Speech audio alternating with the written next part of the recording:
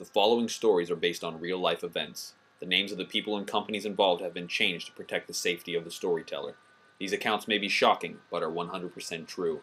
Viewer discretion is advised.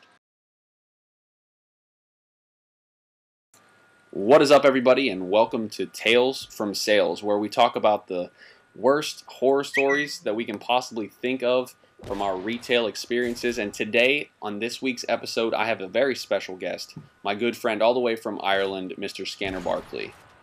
How you doing, guys? My name is Scanner Barkley. I ignored my normal intro. Any of the guys watching my channel know I normally give this kind of lilty Scanner Barkley here that I somehow managed to sidestep.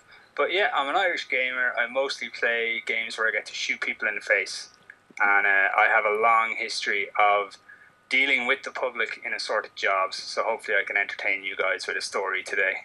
I remember about a month ago, whenever I guess we were kind of both talking about this idea of doing this kind of series where we talked about, just the worst things because we just have this retail experience. So you were the first person that I wanted to get on the series, and you actually have a awesome story that I think everyone is going to love. So why don't you tell everyone about it?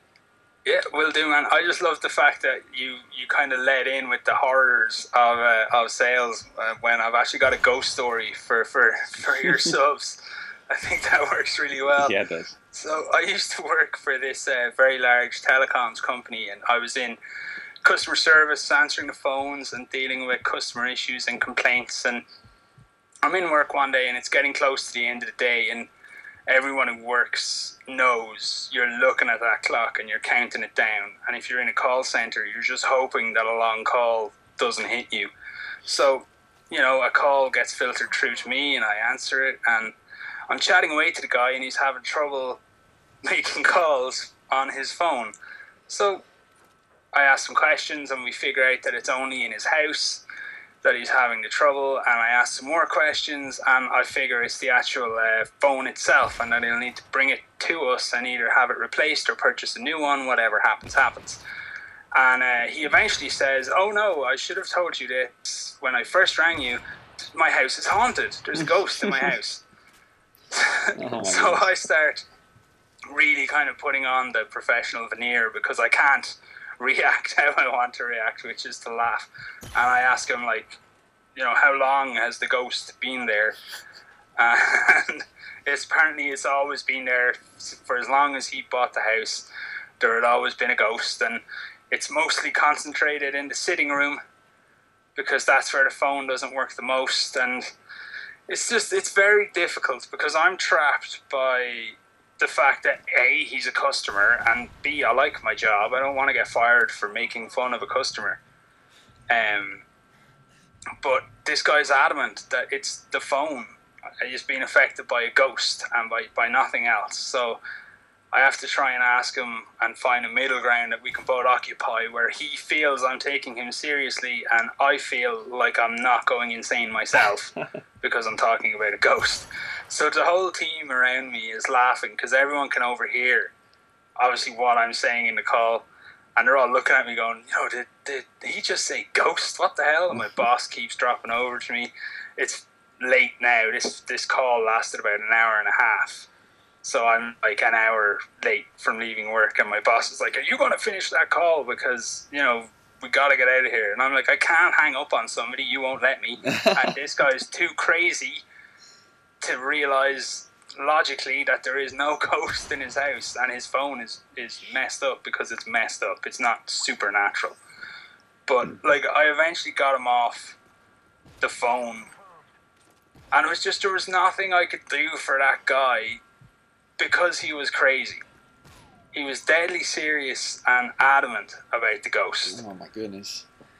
And that's a small sample of the kind of stuff that you run into, and the place you get trapped in, I think, more than anything when you're in a public-facing job. There's a demeanor that you have to uphold, but it doesn't always help you out. Oh my goodness. Whenever you told me about the story before we started recording the show, my initial reaction was, of course, if that's me, you want to laugh at the guy because, in all reality, how ridiculous is that? The guy saying he has a ghost that's interfering with his phone line. And when I asked you even after that, how do you not ask the guy, like, okay, so sir, you're telling me you have a ghost and that it's messing with the phone line. Why are you concerned with the phone if you have a ghost in the house? Exactly. Surely that's the worry, is the ghost, not the actual interruption to service, but the proof of the afterlife that's in your sitting room, apparently. Yeah, and you're that concerned with that your phone doesn't work. You're apparently fine with the fact that you have a paranormal entity in the house. But I mean, maybe he's a relative friend. I mean, you're okay with it. He just kind of hangs out. But he's being a troll. He's taking up your phone line, making sure that you can't make calls, and that's where you have an issue. It's exactly. And there's so many questions you can't ask as well that you want to ask. Like, does it change the channel on your TV when you're watching something it doesn't like?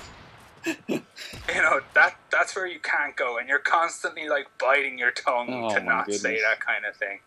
See, like that's like the ghost story, but it's like it's just so, it's almost funny. It's a funny story because of how ridiculous it is. But then, like you said, it's almost sad too because this guy like 100% believes that he definitely has a ghost in his house. Yeah. But anyway, that is an absolutely ridiculous story.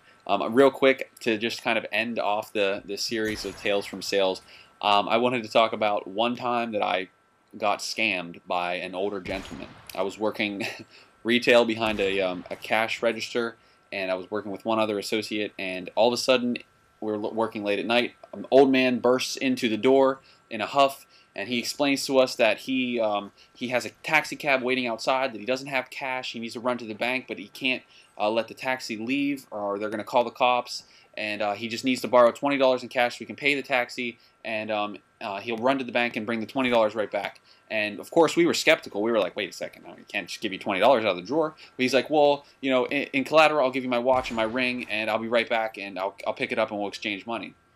So like, this is an older gentleman, and I'm like, I should probably help him out. I mean, he probably is in a bind. We're like, all right, we gave him the $20. He set down his watch, his ring. He runs out the door. We're like, okay, hope he comes back. That'll be, kind of hard to explain if he doesn't. 5 minutes pass, still it hasn't come back. 10 minutes pass, still hasn't come back. 15 minutes later, we're like, uh-oh, like, this guy's not coming back. We look outside, no one in sight. There's no taxi, no man running down the sidewalk, nothing like that. I go back inside, I pick up the ring and the watch, and it is one of those ring and watch combos that you get out of the Walmart little toy machine for $0.25. Like the plastic, gold-plated ring and watch combo that the watch doesn't even work. It just kind of slip it on your wrists, and it looks, kind of fake but kind of real. And as soon as I saw that, my heart sank. I was like, I just got scammed by an old man for $20 in cash. Like, he didn't rob me. He didn't, say empty the register with a gun. He got me to hand him $20 in cash. Yeah. Oh, man. You almost have to respect him because it was almost crimeless what he did. He just made you give him He asked for $20, and I gave it to him. I handed him $20. The worst part about that is I never told anyone about that. This is the first time that anyone has heard this story, that no one has ever heard, other than the associate that I was working with. No one has ever heard that story. But yeah, do you have anything real quick to add as far as the whole retail experience goes, man? Oh man, it's equal parts funny and a nightmare. And if there's one kind of message that I could get across to people who are kind of watching this, it's treat the people that you deal with in sales and in customer service, treat them like actual people, and you will get helped so much quicker. Absolutely. It's the number one tip I can give you, because the person you're talking to had nothing to do with whatever the issue is, and they're actually paid to help you. So if you're super nice to them, or even vaguely nice to them, I find they'll help you like that. Yep. Because you're instantly differentiating yourself from the crazy guys and the assholes. Yep, absolutely. I 100% agree. The fact that I work in retail now as well, still, if someone's nice to me right off the get-go, I'm that much more willing to go over the top to help them. So definitely agree with you.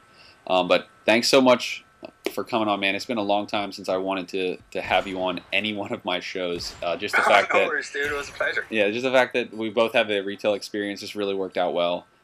Everyone that's watching, Scanner's link will be in the description below and in an annotation on the screen for this entire video. Definitely check out his channel. He posts some awesome content.